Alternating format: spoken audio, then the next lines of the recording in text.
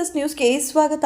ನೂತನ ಗ್ರಾಮ ಪಂಚಾಯಿತಿ ಅಧ್ಯಕ್ಷರಾಗಿ ಚಿನ್ನ ವೆಂಕಟರಮಣಪ್ಪ ಹಾಗೂ ಉಪಾಧ್ಯಕ್ಷರಾಗಿ ಸಲ್ಮಾ ಉನ್ನೀಸ್ ಅವಿರೋಧವಾಗಿ ಆಯ್ಕೆ. ಕೋಲಾರ ಜಿಲ್ಲೆ ಶ್ರೀನಿವಾಸಪುರ ತಾಲೂಕಿನ ಬೈರಗಾನಪಲ್ಲಿ ಗ್ರಾಮ ಪಂಚಾಯಿತಿ ಮಾಜಿ ಅಧ್ಯಕ್ಷೆ ನೇತ್ರಾವತಿ ತೆರವಾಗಿದ್ದ ಸ್ಥಾನಕ್ಕೆ ಚುನಾವಣೆ ನಡೆದಿದೆ.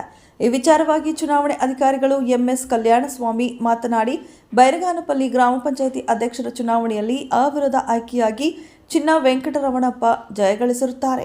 ಒಟ್ಟು 16 ಸದಸ್ಯರಿದ್ದು ಇದರಲ್ಲಿ 9 ಜನ ಗೌರವಾನ್ವಿತ ಸದಸ್ಯರು ಹಾಜರಿದ್ದರು.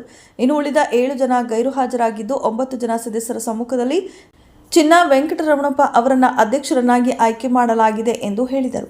ಗ್ರಾಮದ ಪ್ರಮುಖರು ರಘುನಾಥ ರೆಡ್ಡಿ ಅಧ್ಯಕ್ಷರ ಪರವಾಗಿ ಮಾತನಾಡಿ, ಬೈರಗಾನಪಲ್ಲಿ ಗ್ರಾಮ ಪಂಚಾಯಿತಿ ವ್ಯಾಪ್ತಿಯ ಗ್ರಾಮಗಳಲ್ಲಿ ಮೂಲಭೂತ ಸೌಕರ್ಯಗಳು, ಅಭಿವೃದ್ಧಿ ಕಾಮಗಾರಿಗಳು ಪಕ್ಷಭೇದವಿಲ್ಲದೆ ಕೆಲಸ ಮಾಡುತ್ತೇವೆ ಎಂದು ಹೇಳಲು ಬಯಸುತ್ತೇನೆ ಎಂದು ಹೇಳಿದರು.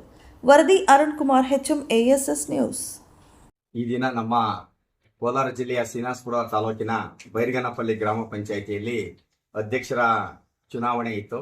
ಅದರಂತೆ ಇವತ್ತು ಅಧ್ಯಕ್ಷರ ಚುನಾವಣೆಯಲ್ಲಿ ನಾಮಪತ್ರವನ್ನ ಒಬ್ಬರು ಅನುಸೂಚಿತ ಜಾತಿ, ಪರಿಶಿಷ್ಟ ಜಾತಿಯವರು ಸಲ್ಲಿಸಿದ್ದಾರೆ. ಇನ್ನು ಯಾವುದೇ ಅರ್ಜಿಗಳು ಬರಲಿಲ್ಲ. ಆಮೇಲೆ ನಾಮಪತ್ರ ಪರಿಶೀಲನೆ ಎಲ್ಲ ಆಯಿತು. ಅದರಲ್ಲಿ ಸಿಂಧುವಾಗಿದೆ, ಕರೆಕ್ಟ್ ಆಗಿದೆ. ಆಮೇಲೆ ಅದು ವಾಪಸ್ಸು ಸಹ ಪಡೆಯಲಿಲ್ಲ.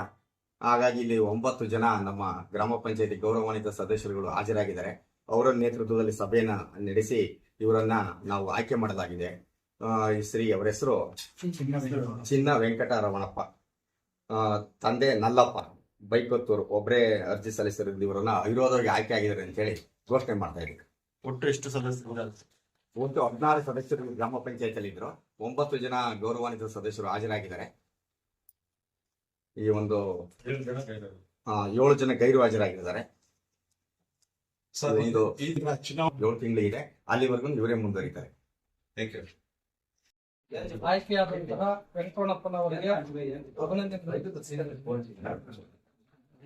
ಅದೇ ರೀತಿಯಾಗಿ ಅಧ್ಯಕ್ಷರಾಗಲು ಸಹಕರಿಸಿದ ಎಲ್ಲ ಪಂಚಾಯತ್ ಮೆಂಬರ್ಗಳಿಗೂ ಅಭಿನಂದನೆಗಳು ಮತ್ತು ಇಲ್ಲಿ ಸೇರಿರುವಂತಹ ಎಲ್ರಿಗೂ ಮತ್ತು ಚುನಾವಣಾ ಸಿಬ್ಬಂದಿಗೂ, ಗ್ರಾಮ ಪಂಚಾಯತಿ ಸಿಬ್ಬಂದಿಗೂ ಹಾಗೂ ಪತ್ರಕರ್ತರಿಗೂ ಎಲ್ರಿಗೂ ಅಭಿನಂದನೆಗಳು.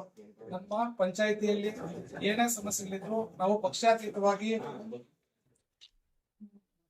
ಒಳಚರಂಡಿ ವ್ಯವಸ್ಥೆ ಇರಬಹುದು, ಚರಂಡಿಗಳ ಸ್ವಚ್ಛತೆ ಇರಬಹುದು, ಮತ್ತೆ ಬೀದಿ ದೀಪಗಳಿರ್ಬೋದು, ಎಲ್ಲಾ ಸಮಸ್ಯೆಗಳನ್ನು ನಾವು ಎಲ್ಲರೂ ಸೇರಿ ಒಗ್ಗಟ್ಟಾಗಿ ಎಲ್ಲಾ ಸಮಸ್ಯೆಗಳನ್ನು ಪರಿಹರಿಸಿ ಗ್ರಾಮ ಪಂಚಾಯತಿನ ಅಭಿವೃದ್ಧಿ ಪಥದತ್ತ ಕೊಂಡೊಯ್ಯುತ್ತೇವೆ ಅಂತ ಹೇಳ್ಬಿಟ್ಟು